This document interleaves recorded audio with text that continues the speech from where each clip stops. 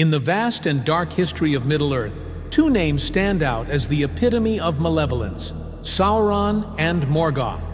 Both are feared and loathed by all who walk the earth, yet they are not merely villains, but embodiments of pure evil.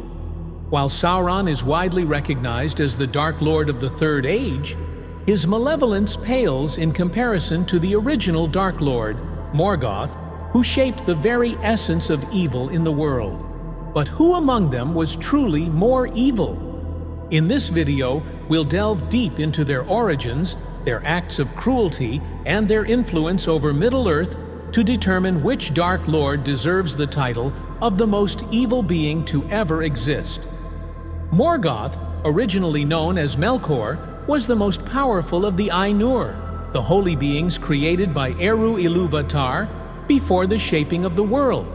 Among the Ainur, Melkor was the mightiest in both strength and wisdom, possessing a grandeur that surpassed all others.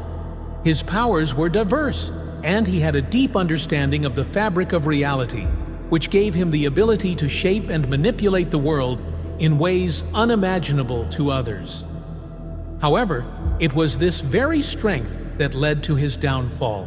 From the beginning, Melkor was consumed by a deep-seated envy of Eru Ilúvatar, the creator, and the power that only Ilúvatar wielded. Unlike the other Ainur, who found joy in the music that brought the world into being, Melkor sought to introduce his own themes, his own desires, into the great music. This desire to impose his will upon the world, rather than being a part of the harmonious whole, was the first sign of his rebellion. Melkor's lust for power grew as the world was formed. While the other Valar, his brethren among the Ainur, sought to guide and nurture the world according to Ilúvatar's design, Melkor sought dominion over it. He desired not just to be a part of creation, but to rule over it entirely, bending it to his will and making it a reflection of his own dark desires. This ambition led him to seek out the flame imperishable, the secret fire of creation that resided with Ilúvatar alone. But Melkor could not find it, for it was beyond his reach, and this failure only deepened his anger and jealousy. In his quest for power, Melkor began to corrupt the very fabric of the world. He spread discord among the Ainur, sowing seeds of mistrust and rebellion. When the Valar descended into Arda to shape the world, Melkor followed, bringing with him the darkness that would forever taint the world.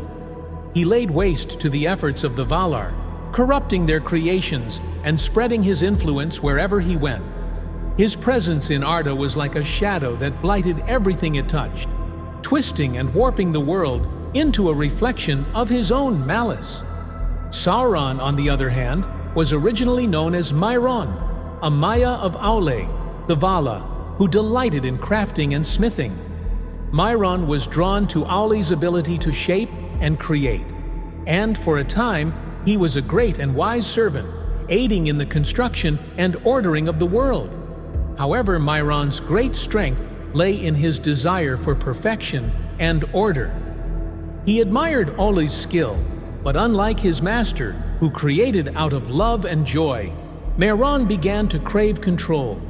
He believed that the world could be perfected only through absolute order and dominion, a belief that would ultimately lead to his corruption. When Melkor began to spread his influence across Arda, Mairon found himself drawn to the Dark Lord's power. He was seduced not just by Melkor's strength, but by the promise of power that could bring order to the chaos of the world. Under Melkor's tutelage, Mairon became Sauron, the second greatest of the dark powers. Sauron was not driven by the same chaotic desires as Melkor. Rather, he sought to impose his own vision of order upon the world, even if that order was one of tyranny and fear. He became Melkor's most trusted lieutenant, learning from him the arts of deceit, domination, and manipulation. The transformation of Melkor into Morgoth, the dark enemy of the world, and Mairon into Sauron, his greatest servant, marked the beginning of a new age of darkness in Middle-earth. Their origins were rooted in a lust for power and control, but the paths they took were distinct. Morgoth's evil was one of sheer force, a desire to dominate and destroy, while Sauron's was more insidious, rooted in the belief that he could bring order to the world through domination. Together, they spread their dark influence across Arda, setting the stage for the long struggle between light and darkness that would shape the fate of Middle-earth. The betrayals committed by Morgoth and Sauron were defining moments in their descent into evil, acts that solidified their roles as the greatest villains in Middle-earth's history. Morgoth's betrayal was on a cosmic scale, one that echoed throughout the ages and forever marked him as the first and greatest Dark Lord.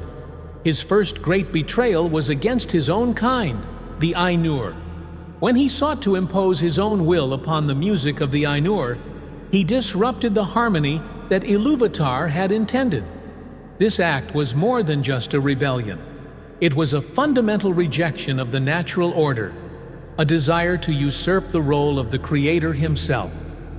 Melkor sought to twist the very fabric of reality to serve his own ends, and in doing so, he set himself against all that was good and right in the world.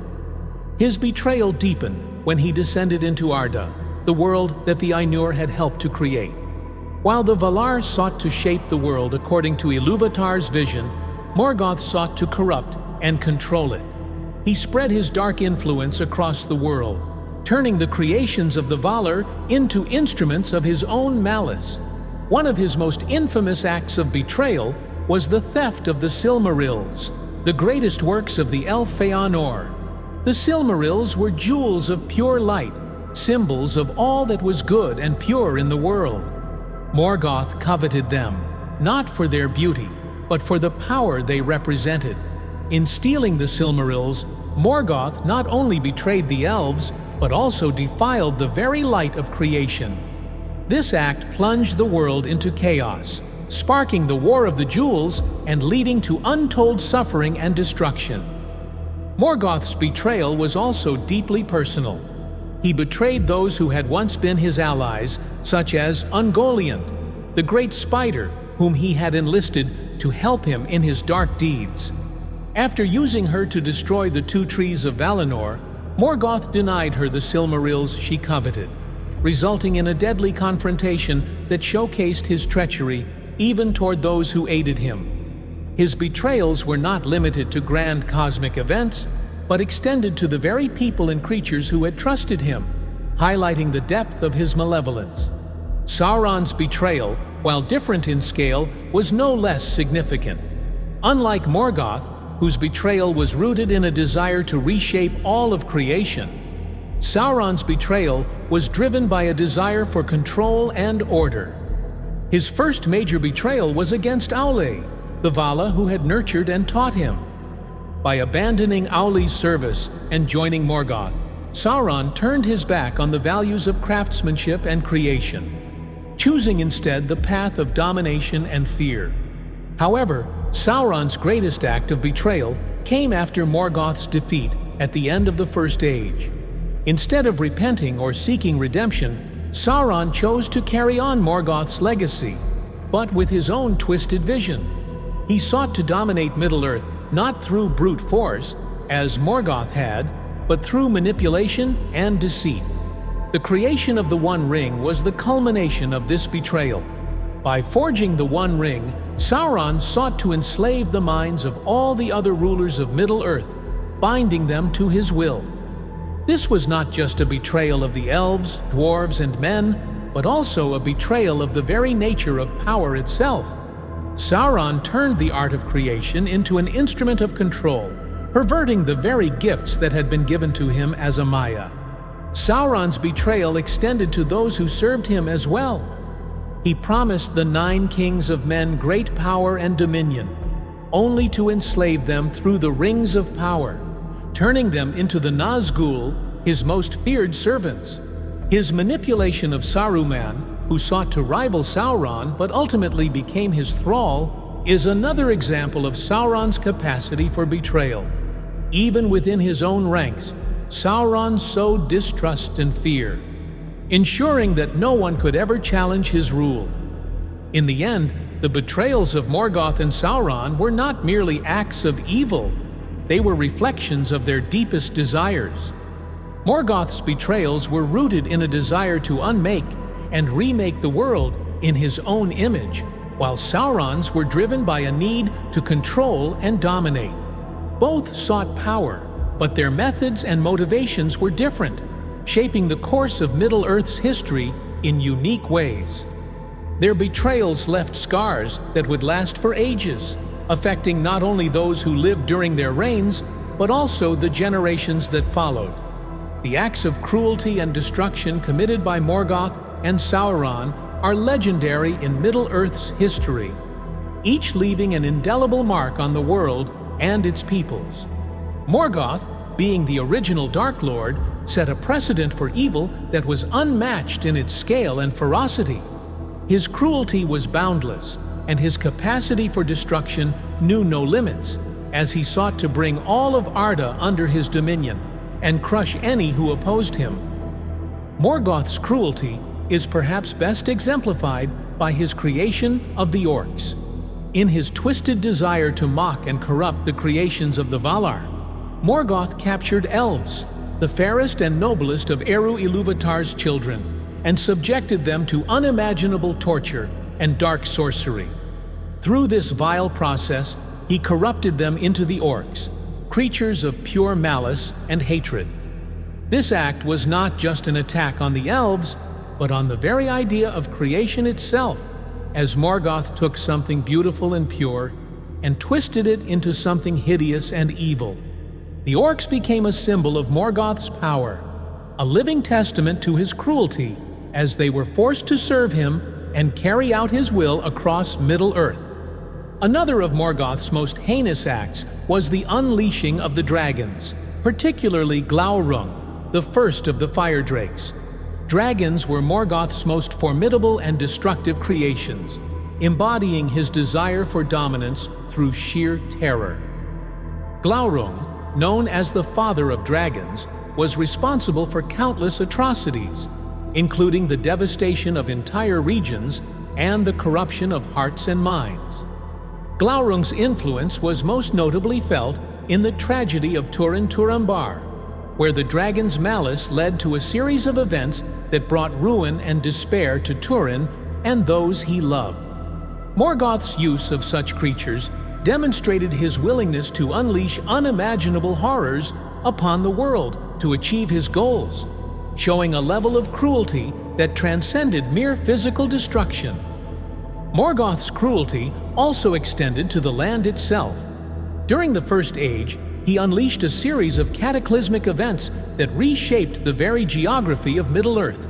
The War of Wrath, the final conflict between Morgoth and the forces of the Valar, resulted in the sinking of Beleriand, a vast and ancient region of Middle-earth. The destruction of Beleriand was a cataclysm on a scale never before seen, wiping out entire civilizations and forever altering the landscape of the world. This act of destruction was not only a strategic move to hinder his enemies, but also a display of Morgoth's complete disregard for life and creation. His desire to dominate was so overwhelming that he was willing to destroy vast portions of the world he sought to rule. In contrast, Sauron's acts of cruelty, while perhaps less grand in scale, were no less insidious. Sauron's approach to evil was more calculated, focused on control and manipulation rather than sheer destruction. One of his most notorious acts was the corruption of Númenor, the island kingdom of men. Sauron, after being captured by the Númenóreans, used his cunning and deceit to rise to a position of power within the kingdom. He manipulated King Ar-Pharazôn into defying the Valar and attempting to seize immortality, leading to the eventual downfall of Númenor. This act of manipulation resulted in the complete destruction of the island, sinking it beneath the waves and killing nearly all of its inhabitants. Sauron's ability to corrupt an entire civilization through deceit and lies was a testament to his unique brand of cruelty, one that relied on exploiting the weaknesses and desires of others. Sauron's creation of the One Ring was another act of unparalleled cruelty. The ring was designed not only as a tool of domination, but also as a means to enslave the rulers of Middle-earth. By placing a portion of his own power into the ring, Sauron sought to control the minds of those who wore the other rings of power, turning them into his puppets. The 9 rings given to men resulted in their transformation into the Nazgul, wraiths forever bound to Sauron's will. These once great kings were reduced to mere shadows of their former selves, eternally enslaved by the ring's power. This act of enslavement was one of Sauron's most devious cruelties, as it turned the very essence of power and leadership into a tool of subjugation. Sauron's reign of terror also included the relentless pursuit of the One Ring after it was lost. His obsession with recovering the ring led to the invasion of Middle-earth during the War of the Ring, where his armies of orcs, Easterlings, and Southrons spread death and destruction across the land. The siege of Minas Tirith and the devastation of the Pelennor fields were among the bloodiest battles of the Third Age, resulting in the deaths of countless warriors and the near destruction of Gondor, the last bastion of resistance against Sauron's tyranny. Sauron's cruelty was not just in the battles he waged, but in the psychological warfare he employed, using fear and despair to weaken his enemies before striking. While Morgoth's cruelty was often direct and overwhelming, Sauron's was more subtle, relying on manipulation and fear to achieve his ends. Morgoth sought to destroy and dominate through sheer power, while Sauron aimed to control and enslave through cunning and deceit. Both approaches resulted in immense suffering and destruction, leaving a legacy of cruelty that would haunt Middle-earth for ages to come. The influence of Morgoth and Sauron over Middle-earth extended far beyond their physical presence, seeping into the very fabric of the world and leaving a lasting impact on its inhabitants. Morgoth's influence was pervasive, as it touched nearly every aspect of creation. Being the first and most powerful of the Ainur to fall into evil, Morgoth's corruption began with the Great Music, where his discordant themes introduced a strain of darkness into the world even before its creation. This corruption was woven into the very substance of Arda, causing the world to be forever marred by his malice. The taint of Morgoth lingered in Middle-earth, manifesting in various forms long after his defeat and imprisonment. Morgoth's influence can be seen in the lingering presence of evil across Middle-earth. The lands of Angband and Utumno, his great fortresses, became centers of darkness and despair, places where his power was concentrated and from which his malice spread. Even after his defeat, the remnants of his evil persisted in the form of his creatures and servants, such as the Balrogs, dragons, and orcs, who continued to plague the world. The shadow of Morgoth's influence was felt in the corruption of men, particularly in the hearts of those who sought power and dominion. The ambition and pride that led the Númenóreans to their downfall can be traced back to the seeds of corruption sown by Morgoth, who had always sought to turn men against the Valar and their own kind. The influence of Morgoth was not just physical, but also psychological. His legacy of fear and despair affected the very spirit of Middle-earth's inhabitants. The elves, who had witnessed the horrors of Morgoth's reign firsthand, were forever marked by the grief and loss they suffered during the wars of Beleriand. This grief contributed to the gradual fading of the elves and their eventual departure from Middle-earth. Morgoth's influence also manifested in the corruption of the land itself. The blighted and barren regions of the world, such as the desolate lands surrounding Angband and the lifeless wastelands left in the wake of his destruction, were direct results of his corrupting presence. The physical scars left on the world by Morgoth were matched by the psychological scars borne by its people, both of which would persist for ages. Sauron's influence, while rooted in the legacy of Morgoth, took on a different form. Whereas Morgoth sought to corrupt the world on a grand cosmic scale, Sauron focused his influence on the hearts and minds of the people of Middle-earth. Sauron's ability to manipulate and deceive was unmatched, allowing him to extend his power far beyond what was physically possible. His most significant act of influence was the creation of the One Ring, a device of control that allowed him to extend his will over those who wore the other rings of power. Through the ring, Sauron sought to dominate all of Middle-earth, bringing its rulers under his control and turning them into instruments of his will. Sauron's influence was also felt through his ability to inspire fear and despair. Unlike Morgoth, who ruled through sheer terror, Sauron was a master of psychological warfare. He used fear as a weapon, spreading rumors and lies to weaken the resolve of his enemies. The terror of the Nazgul, the relentless pursuit of the One Ring, and the dark shadow that spread from Mordor were all tools Sauron used to break the spirits of those who opposed him. His influence was not just in the physical destruction he wrought, but in the way he undermined hope and sowed doubt among his enemies. The influence of Sauron was also seen in the way he corrupted individuals and nations.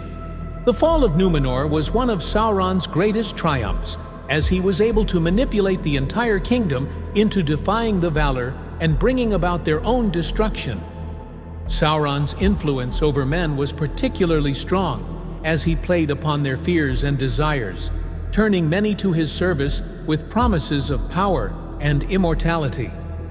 The Easterlings, Southrons, and other peoples who allied with Sauron did so not just out of fear, but also because they had been seduced by his promises of dominion and glory.